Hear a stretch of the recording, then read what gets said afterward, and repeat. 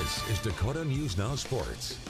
With the exception of the canceled COVID pandemic year, the Sioux Falls Storm had played each year from 2000 through 2024 until going dormant this year. Andre Fields was there as a player, assistant, or head coach for most of those years, but won't be when or if the Storm return. The timing of the decision was just random. There was nothing that came up, or I didn't get any text messages or insider information on the team. It was just one of those things where I knew that this was the decision that I was going to make. I wasn't that interested in rebuilding and kind of, getting everything started and getting the enthusiasm back up. And I was like, I just maybe need to go ahead and finally let this era of my life go. The former Coyote admits that it's different not being directly involved with the Storm, yet that's been a good thing in many ways since it's allowed him to spend more time with his two sons. Guys around football, they always start to get an itch come August. Yes, there was some itches that I received when the indoor season started, but to your point, just having some opportunities now to finally have a summer with my boys to do other things. Usually those were always around Storm football, and so not having a super strong itch or urge to want to jump back into it was kind of also an indication that led me to say,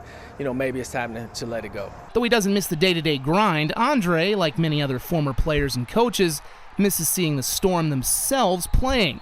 After his lone season as head coach, the franchise was unable to come to a lease agreement with the Premier Center.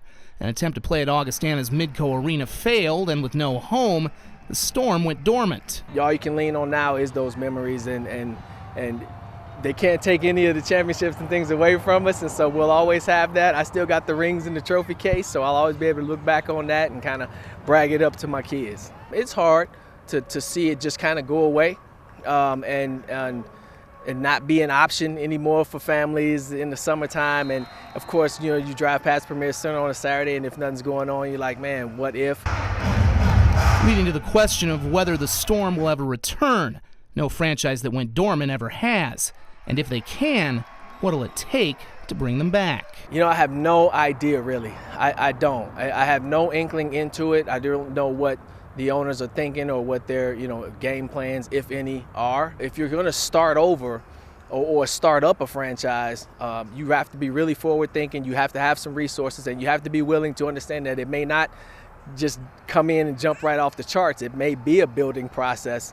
And even with the Storm, you take a whole year off, you're essentially, like I said, starting all over from scratch.